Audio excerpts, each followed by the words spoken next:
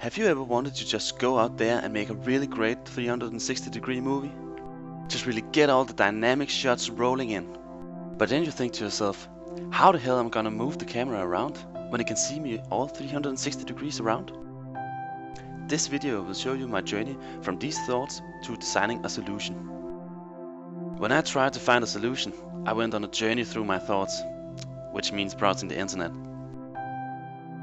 Here I stumbled across the Flyline cable cam from Photoshop 1. They had made a zipline to move a normal camera around, but what about a 360-degree camera? Maybe this was a possible solution. I started by sketching some 3D models of how a zipline car could look for a 360-degree camera. Throughout the sketching process, I realized that the zipline would have to be remotely controlled. I found an old transmitter and receiver from a racing car and modified the servo engine to have a continuous rotation. I then made a fast prototype of the zipline car using Lego. This gave a really good indication of how the mechanics and gearing worked for the zipline.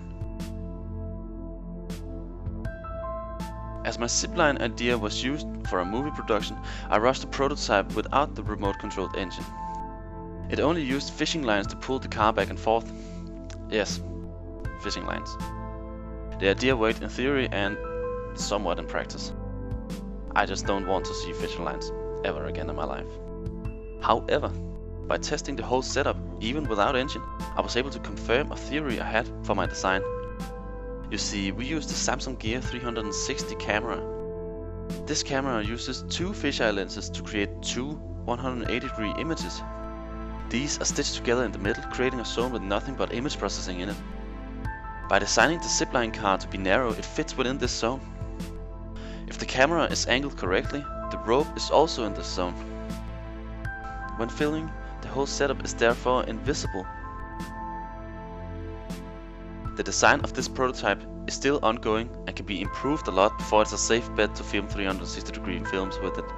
However, its potential is great and can help filmmakers around the world.